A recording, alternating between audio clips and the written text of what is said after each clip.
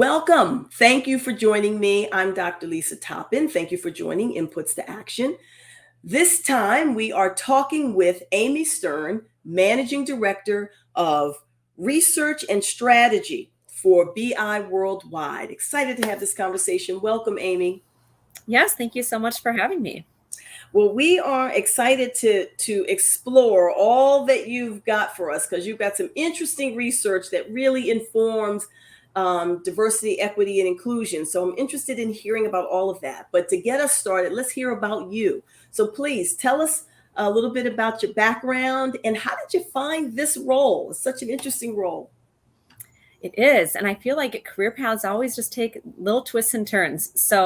My background is actually in research and psychology. I researched in academia for a while, as well as in consumer research, before starting to research in the employee space in my current role about 7 years ago. So, my role right now is to really understand the employee experience, how to make employees happy, and how to get businesses the outcomes that they're looking for. And as I was doing this work, about 5 to 7 years ago, I started getting really interested in the experience of women at work and how that might be different than the experience of men, and specifically of working mothers. Of course, I had 2 young children at the time, so I had a personal interest in that as well. And so, as I started diving into that a little more, of course, this whole world of diversity, equity, and inclusion started opening up. And so now we're doing research on other populations as well. But it kind of started with employee experience and looking at that experience of women.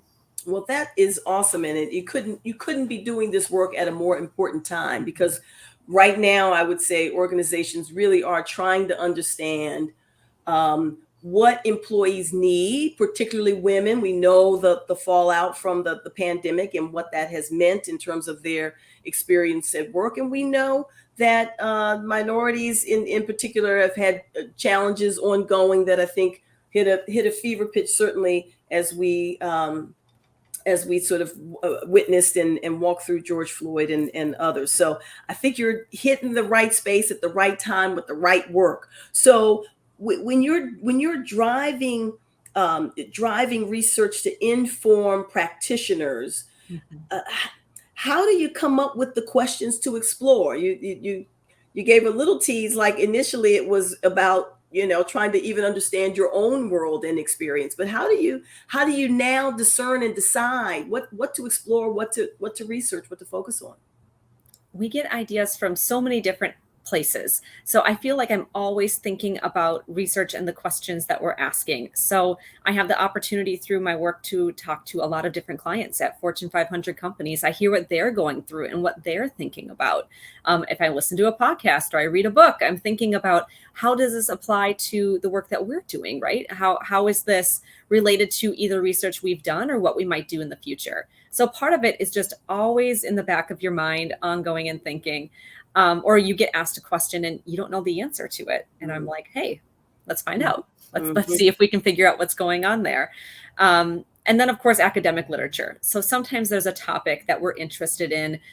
For example, we just started really moving into this idea of inclusive leadership. And so before we started diving in with our own questions, we reviewed the existing literature. What do other people already find? What does a inclusive leader look like? And Mhm. so we'll start there and then we'll try to expand on it and really, again, take all those sources and put them together to identify, what do we want to know? What don't we know yet? And where could we expand on that Mhm. knowledge? Well, what you're describing is the sort of the perfect combination of research and practitioners Hmm. coming together because there is the value of what's already been studied and what do we already know, and then what are we currently experiencing and Exactly. how are we informed by that, but what's the gap? What don't we understand about this current experience that wasn't considered in that research, and where do we go with it? So I love the idea of, I love it when research comes together with practitioners. We practitioners appreciate that very much. It is, it's, I think it's helpful too. And as you're saying, like you're getting ideas from a lot of different places. Is there anything right now that's percolating that you're thinking about and either looking to dive into, or uh, you know expecting that there will be something interesting coming down the pike? One of the things that we dove into recently, and I kind of mentioned it, was this idea of inclusive leadership. What does that look like? I always like to figure out, what does that really mean? So, for example, a couple of years ago, we were looking at belonging. And let's say you find 35% of your employees don't feel like they belong. It's like, okay, what do I do with that? Mhm. How do we actually change that? And so we started really diving into, okay, what does that mean to feel like you belong? What other things at work are related to people feeling like they belong? And so maybe if we can impact those that feel more tangible, like I have a career path, or I feel taken seriously, or people, I have an advocate, those are things that we can action around a little bit better than just I feel like I belong, which is, again, an important sentiment, but we want to make sure we can take action around it. So that's what we're doing right now around inclusive leadership, right? It's like, okay, if you're not an inclusive leader, like, what do we need to do? What are the things that need to happen next so that people really do believe that, hey, you're showing empathy, you're understanding me. Those are some of the things that we're finding really matter for inclusive leadership, and we want to be able to give people that direction so that they know here's what I need to do better. Yeah, yeah. No, that's so good. And I mean, I think it really does again sort of inform what we're doing in the field. And so that's really helpful. Have you found that managers are engaged? I know you did some research around managers and how they feel about all of this. Maybe you could say something about that. Yeah. So we asked managers, just do you want to be an equitable and inclusive leader, right? Is this something that you're interested in or passionate about? And what we found was that about 85% of managers said yes. They either agreed or they strongly agreed that they want to be equitable and inclusive. And some people might think, ooh, like only 85%. But to me, I was really encouraged by that, especially because that is only agree and strongly agree. There's a lot of people who maybe just feel neutral about this. It's not like they think it's a bad thing, but it's not a priority for them, And so in doing the work, I think, wow, 85%, we're already a lot of the way there, in terms of convincing people this is important. And so that was really encouraging. Then we asked employees a number of questions about their leader. And Mhm. then, in our inclusive leadership scale, essentially, and we looked at the number who have an inclusive leader based on how we would define it. And only 50% of employees have an inclusive leader. And so I'm sitting here as a leader thinking, wow, that's a 35% gap of leaders who want to be this way, but Mhm. aren't there yet. And I can't help but think, ooh, is that me? Right. Am I in that group of 35% that I care, but just because I care doesn't mean that I'm doing a good job with Right. this. And Right. so we asked managers too, have you been trained on this? And even of the ones who want to do better, only 23% had received training on how to do it Mm. better. And 25% said, I don't know what these behaviors look like. I don't know what inclusive behaviors look like at work. And so we know that there is still a gap. Even the people who want to do well, there's a really big opportunity there, I think, because there's no convincing that needs to be done. It's just Right. Yeah. showing them the way to do this better. And so I think as much of it, it's a little concerning that we have this gap, it's encouraging too that, this seems like low hanging fruit that we can really impact quickly. Yeah. No, and so I'm like you. I'm very encouraged by the idea that 85% of people would like to be inclusive leaders. And I think that's astounding. I don't think you would have found that in 2018. No, I agree. So I think that we are coming a long, long way. And so that is, again, encouraging. Now you've done some research around mistakes. Um, and part of the reason for this research is so important is that it helps us to see the subtle ways in which people are treated differently. Can you take us inside that research? Because this is adds to the puzzle there. Yes. So a few years ago, I noticed that everybody's talking about failing. You have to fail to succeed, right? Mistakes are the way that you find success. And it never really sat well with me. It felt like, okay, what really is that the best way? Are we sure that this is what we need to do? And we had been asking this item in our surveys for a while, which is I'm supported when I make mistakes. And so we decided to look into that a little bit. Okay, what happens when you make a mistake? And what we found consistently is that people at leadership levels feel more supported when they make mistakes than people who are at lower levels in the organization. And Mhm. we see this across the world, across organizations. In certain data sets, we also are seeing men feeling more supported when they make mistakes than women. And in some others, we're also seeing people who are white feeling more supported when they make mistakes than people who don't identify as white. And so what we started to realize was, does everybody not have that same privilege to fail? Mhm. Right. So I see there's kind of two factors here. One is the privilege to take a risk, right? If you're taking a risk, you need to have sometimes resources, finances, energy to get that done. And you hear about, oh, humble beginnings, and Apple started in a garage. And, we looked into it, and like 1 in 3 Americans doesn't even have a garage. or and so it's like these things that people take for granted. Some people just don't have those resources. Or even if you're not talking about entrepreneurship, but even within your role, Yeah. right, there might be some fear of losing this job or losing this opportunity if you take a risk. And then the second is the privilege to recover, right? So we saw clearly in our data that not everybody is supported equally after a mistake is made. Mhm. So after you make a mistake, is it going to be held against you? Is this something that people will say, oh, Lisa tried something and it didn't work out, but she's great. Like, I trust that she's going to be great on this next endeavor.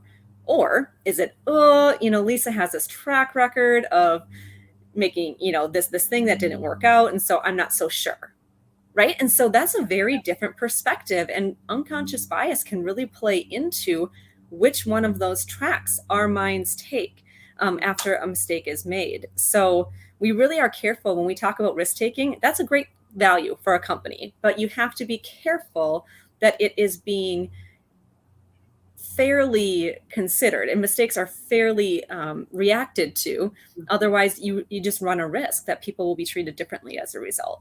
Well, I love this part of your research because it really makes explicit part of the system of isms that do make it challenging for women and just minoritized people across the board to find success, because you're approaching it as though there's equal footing, but there isn't always. Right. And mistakes is a great place to pull it out. I'll tell you, at one point in my career, I had a leader, a sponsor, a supporter who said, "Okay, Lisa, I want you to be bold. I want you to make mistakes. I want you to, just go hard, let it all hang out, just do everything." And I knew as he was saying that to me that he was going to support me. But what was also startling was this was the first time I was hearing anything like this. And I thought, wow, is this what happens when people have support in an organization? That is this the talk track that you get from a leader? And as I have been continuing to look into this space, it is part of the talk track. People are explicit about encouraging you to push out there, and you can push out there and get to great things, but you got to have that safety net, which means if you fail, we're going to dust you off and put you back on track. And if you don't have that, then the risk takes on a whole new meaning.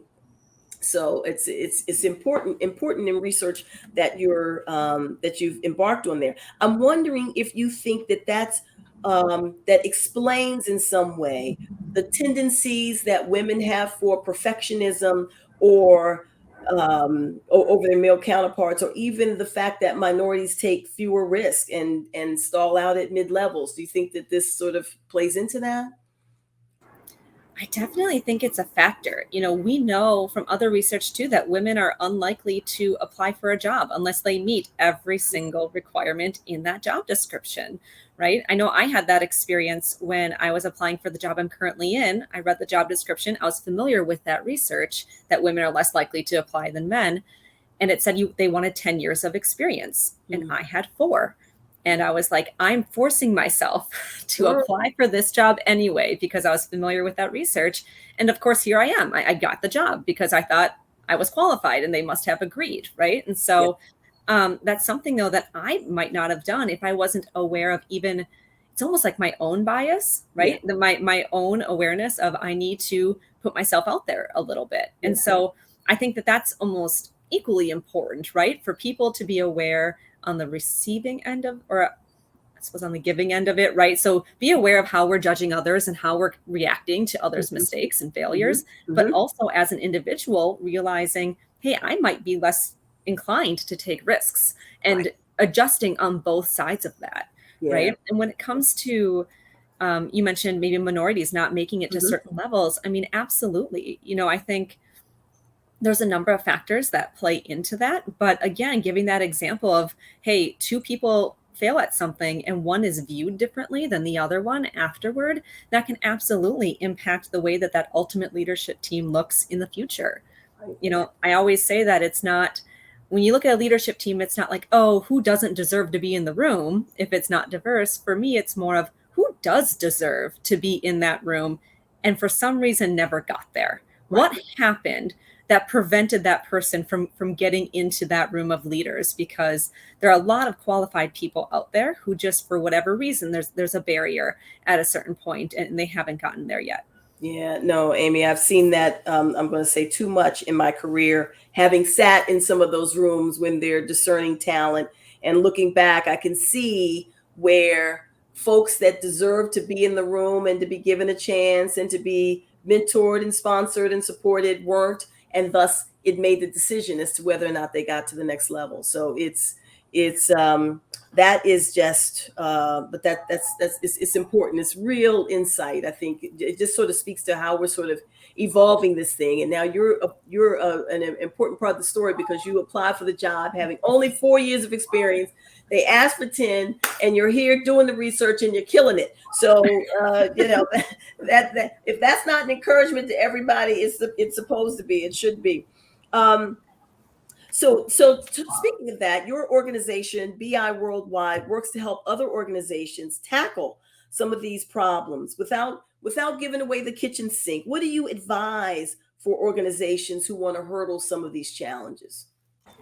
I think understanding the challenge, of course, I'm going to say this as a researcher, understanding the challenge is step one, right? We have to understand when I gave that example of belonging. If we have low belonging, why? What's going on? There are so many different facets that could be happening within the walls of an organization that I think it's important to understand really what's happening, and that will guide the solutions that you're choosing.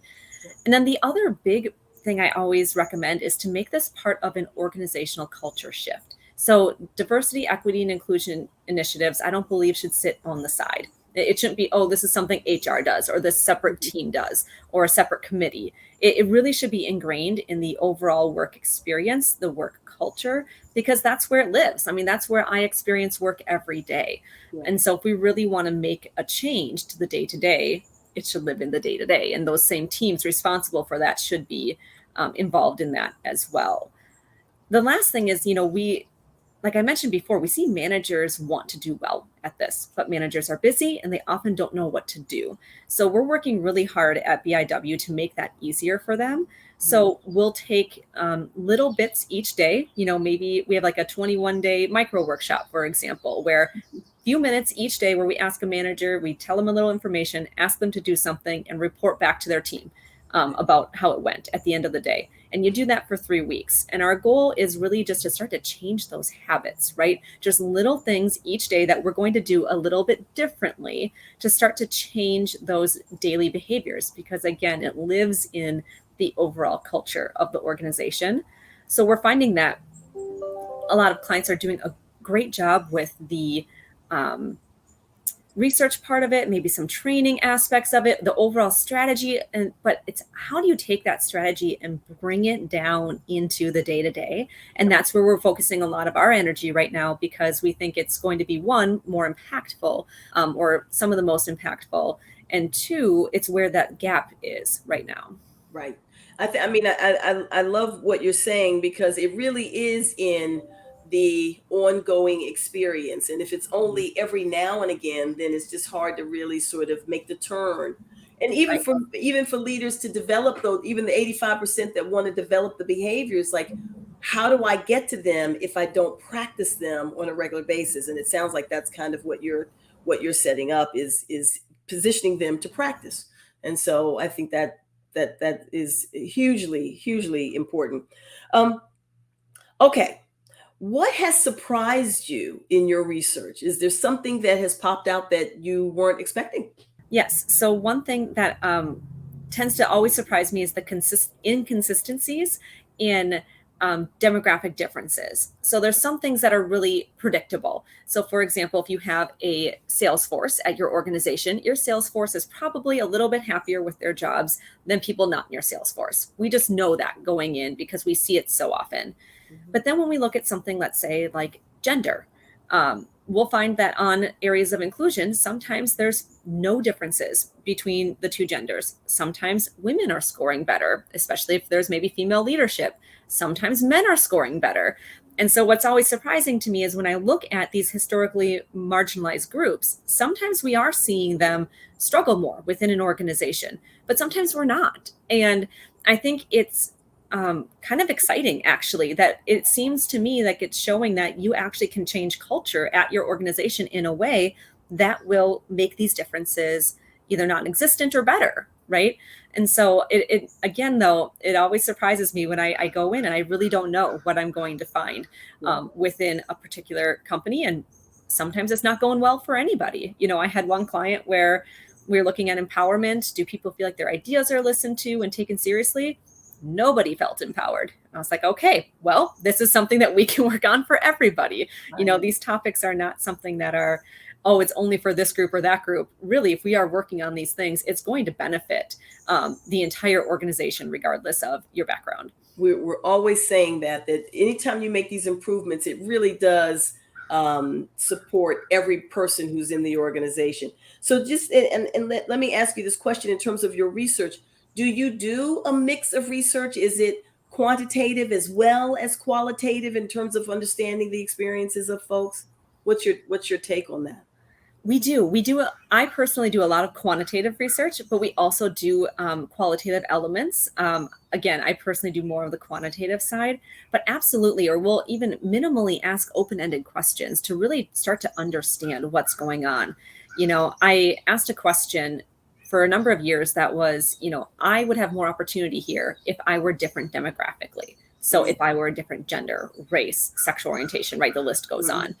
And people who said yes to that, we Mm-hmm. said, okay, tell us more. Like what would be better, or what would um, make it so that you didn't feel like you would have more opportunity? What's going on? Right. And what was so interesting is, we found that some people in majority groups were saying, like, I'm concerned because I'm in the majority, and it's something we were not expecting at all.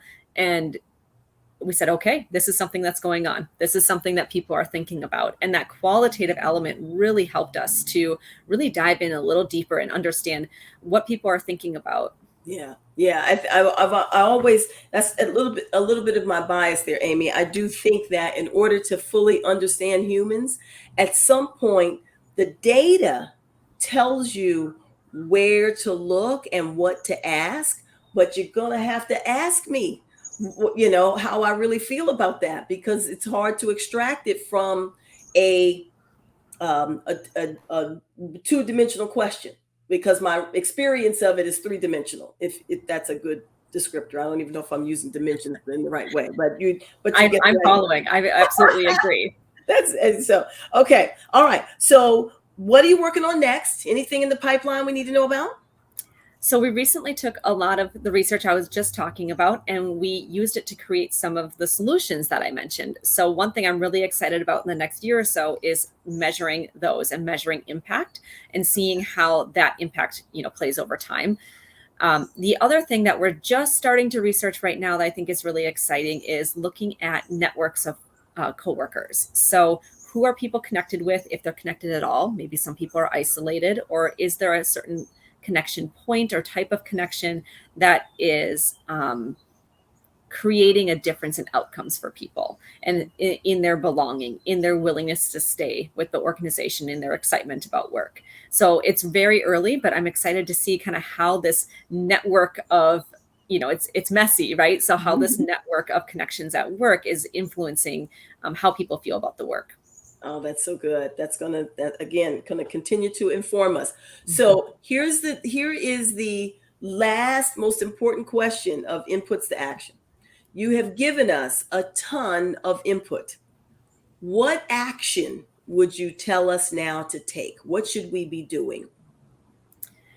I think it depends on where everybody's in this their own journey, right? So whether you're a practitioner and you're in the journey within your organization, or you're just an individual who cares about this and wants to do something better, right? So I really think the first action I would take is consider where you are in that journey. Do you need to, maybe it's learn more either about yourself or about the organization, get that feedback. If you're a manager, understand, get vulnerable, talk to the team about what you could do better.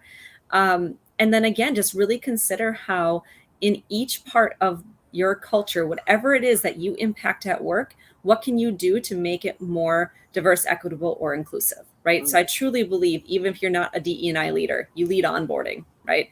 What can you do in that role to make sure, am I reaching everybody? Am I making this inclusive for everybody? How can I recruit and onboard a more diverse group of people, right? So I think if everybody takes their specific job and role and thinks about tweaks they can make in their individual work, that will make in total a huge difference across each organization. So good, so right. I always say this is an everybody sport. Mhm. So I love your advice for us. How would folks get in touch with you and or your organization if they wanted to explore a little bit more about your research and the ways in which BI worldwide helps? Yeah, I of course love talking about research, as been evidenced today. So anybody is welcome to reach out to me on LinkedIn. So Amy Stern, and you can find me. I work at BI Worldwide. And if you're interested in BIW or our solutions, anyone can visit www.biworldwide.com and check us out there. Terrific. Amy, thank you for this. This was a great conversation. Love the research you're doing, and we practitioners appreciate it because you're, again, giving us great guidance on things that we can do to further where I'm going to say where there is opportunity in the organization and how we can move this forward. So I appreciate it so much. Thank you for taking the time. Audience, thank you for taking a little bit of time with us today on Inputs to Action. I'm Dr. Lisa Toppin. Until next time, thank you.